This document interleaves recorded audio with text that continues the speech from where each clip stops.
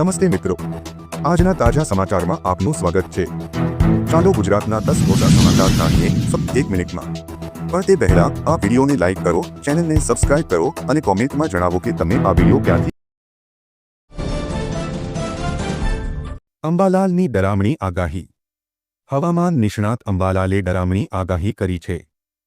અંબાલાલે મધ્ય ગુજરાતમાં અમદાવાદ તથા ગાંધીનગર અને પૂર્વ ગુજરાતમાં ભારેથી અતિભારે વરસાદની આગાહી કરી છે। માત્ર બનાસકાંઠામાં જ નહીં પરંતુ સાબરકાંઠા, અરવલ્લી અને પંચમહાલમાં પણ ભારે વરસાદની અંબાલાલની આગાહી છે।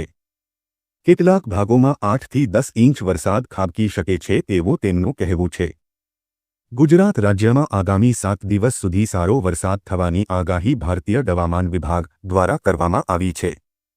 હાલમાં કુલ 3 વરસાદી સિસ્ટમ સક્રિય હોવાથી રાજ્યભરમાં ચોમાસું જોર પકડશે।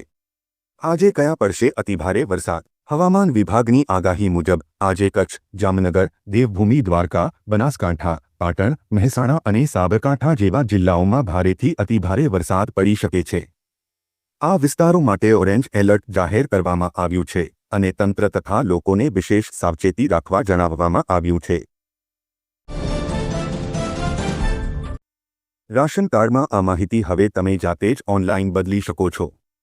જો કે ઘણીવાર રાશન કાર્ડમાં ખોટી કે અધૂરી માહિતી નોંધાયેલી હોવાથી લાભાર્થીઓને મુશ્કેલીઓનો સામનો કરવો પડે છે। પરંતુ હવે કેન્દ્ર સરકારે આ પ્રક્રિયાને સરળ બનાવી દીધી છે। રાશન કાર્ડમાં અમુક મહત્વપૂર્ણ માહિતી અપડેટ કરવા માટે તમારે કોઈ સરકારી ઓફિસના ધક્કા ખાવાની જરૂર નથી। તમે ઘરે બેઠા જ ઓનલાઈન આ સુધારા કરી શકો છો। આગળ જાણો કઈ વસ્તુઓ ઓનલાઈન અપડેટ કરી શકાય છે। 1. સરનામું બદલવું જો 2. નવા સભ્યનું નામ ઉમેરવું 3. પરિવારના સભ્યના નામની જોડણી સુધારવી જો 4. પરિવારના સભ્યનું નામ કાઢી નાખવું। જીએસટી ઘટશે અને ઘરવખરી સસ્તી થશે। કેન્દ્ર સરકાર સામાન્ય લોકોને મોટી રાહત આપવા જઈ રહી છે। સૂત્રો મુજબ ટૂથપેસ્ટ, કપડાં, જૂતા અને વાસણો સહિત રોજિંદી વસ્તુઓ પરનો જીએસટી ઘટશે। સરકાર 12 જીએસટી સ્લેબ હેઠળ આવતી વસ્તુઓ પરનો કર ઘટાડીને 5% કેટેગરીમાં લાવવાનું અથવા તો 1-2નો સ્લેબ જ નાબૂદ કરવાનું વિચારી રહી છે। આ નિર્ણયથી મધ્યમ અને ઓછી આવક ધરાવતા પરિવારોને સીધો ફાયદો થશે અને તેમની બચત વધશે। જો તમે નાનો વ્યવસાય શરૂ કરવા માંગતા હોય અને પૈસાની અછત તમને નડી રહી છે તો ભારત સરકારની પ્રધાનમંત્રી સ્વનિધિ યોજના તમને મદદ કરી શકે છે।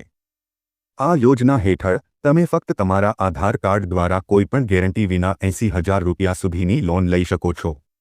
આ યોજના ખાસ કરીને નાના વેપારીઓ, ફેરિયાઓ અને શેરી વિક્રેતાઓ માટે બનાવવામાં આવી છે જેથી તેઓ તેમના વ્યવસાયને વિસ્તૃત કરી શકે અથવા ફરીથી શરૂ કરી શકે। પીએમ સ્વનિધિ યોજના હેઠળ લોન એકસાથે નહીં પરંતુ 3 તબક્કામાં આપવામાં આવે છે। આ ક્રમિક પદ્ધતિ તમારી વિશ્વસનીયતાને મજબૂત બનાવે છે અને ધીમે ધીમે તમને વધુ રકમ માટે પાત્ર બનાવે છે। પ્રથમ તબક્કો પહેલી અરજી પર તમને 10,000 રૂપિયાની લોન મળે છે। આ રકમ સમયસર ચૂકવવા પર તમે આગામી તબક્કા માટે પાત્ર બનો છો। બીજો તબક્કો પહેલી લોન સફળતાપૂર્વક ચૂકવ્યા પછી તમે 20,000 રૂપિયાની બીજી લોન મેળવી શકો છો। ત્રીજો તબક્કો બીજી લોન પણ ચૂકવ્યા પછી તમે 50,000 રૂપિયા સુધીની લોન માટે પાત્ર બની શકો છો। આ રીતે તમે કુલ 80,000 રૂપિયા સુધીની લોન લઈ શકો છો। ગેસ સિલિન્ડર નવા નિયમો 1. કેવાયસી ફરજિયાત। હવે ગેસ સિલિન્ડર બુક કરવા માટે કેવાયસી તમારા ગ્રાહકને જાણો પ્રક્રિયા પૂર્ણ કરવી ફરજિયાત રહેશે। આ અંતર્ગત મોબાઈલ નંબર સાથે આધાર કાર્ડ લિંક કરવું જરૂરી રહેશે। 2. ઓટીપી ચકાસણી। ગેસ સિલિન્ડરની ડિલિવરી સમયે ઓટીપી વેરિફિકેશન ફરજિયાત રહેશે। આનાથી છેતરપિંડીની શક્યતા ઘટી જશે। 3. સબસિડીમાં ફેરફાર। ગેસ સબસિડી હવે લાભાર્થીના બેંક ખાતામાં સીધી ટ્રાન્સફર કરવામાં આવશે। તેનાથી નકલી લાભાર્થીઓ અટકશે। 4. 2 સિલિન્ડરોની મર્યાદા। હવે 1 મહિનામાં માત્ર 2 સિલિન્ડર બુક કરાવી શકાશે। બ્લેક માર્કેટિંગ રોકવા માટે આ પગલું લેવામાં આવ્યું છે। 5. Smart gas cylinder. ગેસ સિલિન્ડરમાં સ્માર્ટ ચિપ્સ લગાવવામાં આવશે જે વપરાશ અને વિતરણની માહિતી આપશે। પ્રાકૃતિક ખેતી વીઘા દીઠ મળશે 20,000 સહાય।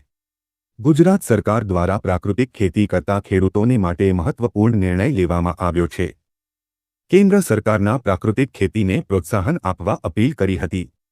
ત્યારે ગુજરાત સરકારે પ્રાકૃતિક ખેતી કરતા ખેડૂતોને પ્રોત્સાહિત કરવા માટે સહાય યોજના અમલમાં મૂકી છે। રાજ્ય સરકાર દ્વારા અમલમાં મુકાયેલી નવી યોજનાની માહિતી આપતા કૃષિ મંત્રી રાઘવજી પટેલે જણાવ્યું હતું કે રાજ્યના દરેક નાગરિકને રાસાયણિક ખાતર તેમજ જંતુનાશક દવાના ઉપયોગ કર્યા વિના ઉત્પાદિત કરેલા શાકભાજી પાકો સરળતાથી મળી રહે તે માટે શાકભાજી પાકોમાં પ્રાકૃતિક કૃષિને પ્રોત્સાહન આપવાની યોજના અમલમાં મૂકવામાં આવી છે। આ યોજના હેઠળ શાકભાજીની ખેતી પ્રાકૃતિક ખેતી પદ્ધતિથી કરતા હોય તેવા ખેડૂતોને બિયારણ, પ્રાકૃતિક ઇનપુટ, ખેતી ખર્ચ તથા શાકભાજીની પ્રાકૃતિક ખેતીને પ્રોત્સાહન મળે તે માટે મહત્તમ ₹20,000 પ્રતિ હેક્ટર સહાય આપવામાં આવશે। આ યોજનાના અમલીકરણ માટે રાજ્ય સરકાર દ્વારા અંદાજપત્રમાં ₹1,000 લાખની રકમ ફાળવવામાં આવી છે।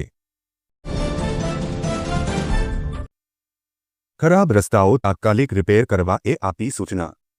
રાજ્યમાં ભારે વરસાદને કારણે રોડ રસ્તાઓને ભારે નુકસાન થયું છે।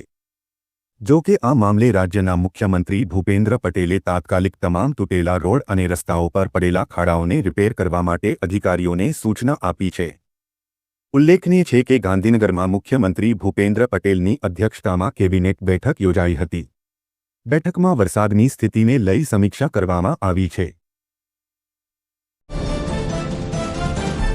અમદાવાદીઓ માટે મહત્વની જાહેરાત। અમદાવાદમાં એમટીએસ અને બીઆરટીએસ બસમાં મફત મુસાફરી માટે સિનિયર સિટીઝનોની વયમર્યાદા 75 વર્ષ ઘટાડીને 65 વર્ષ કરાઈ છે।